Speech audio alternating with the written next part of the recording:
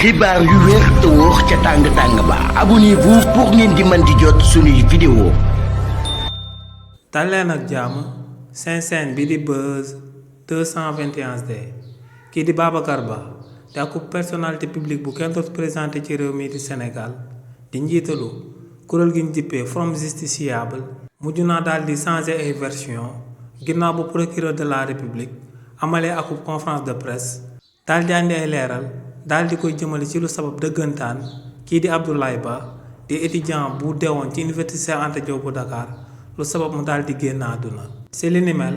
ginnaaw ba Ibrahima Ndoye njëkkee woon na fësal akub communiqué daal di xamal sénégalais yi que ne rapport d'autopsie bi génn na waaye lu ñu fa daal di bind confirmé wul rumeur yi nga xam ne moom mooy daw ci réewu Sénégal. te ñu ciy wax que ne kii di Abdoulaye Ba dañ koo dóor ba mu bëgg a dee si li ni mel kii di Babacar Ba dafa fësaloon tamit akub communiqué. daal di tontu procureur de la république daal di koy xamal que ne en réalité autopsie boobee day daal di firndeel rumeur yi nga xam ne moom la ñuy daal di dégg ci réewu Sénégal waaye nag sàkk woon na tamit ci procureur de la république ngir mu génn daal di andi ay leeral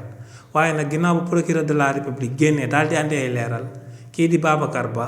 moom ci wàllu boppam moom moo posté waat daal di xamal sénégalais yi que ne procureur de la république lépp li nga xam ne moom la daan fësal. ci conférence de presse am bi ku nekk mën na cee daal di sukkandiku daal di siy jàppandi ndax ne kàddu yi mu fa daal di jibal kàddu dëgg la maanaam le procureur de la république daal di wax que ne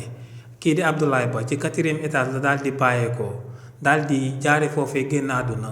moom lu mu gëm la donc ne lu leer ba am moom mooy que ne premier démenti bu mu amoon daal di koy jëmale ci procureur de la république que ne dafa daal di juum si li ni mel waaye nag lu leer ba am moom mooy que ne procureur de la république lu mu daal di joxe comme version ci lu xel mën a daal di sukkandiku la que ne kii di Abdoulaye Ba ci 4e étage la daal di bàyyeekoo ci pavillon S daal di daanu te li ni mel moom moo sabab mu daal di fay jaaree daal di génn àdduna.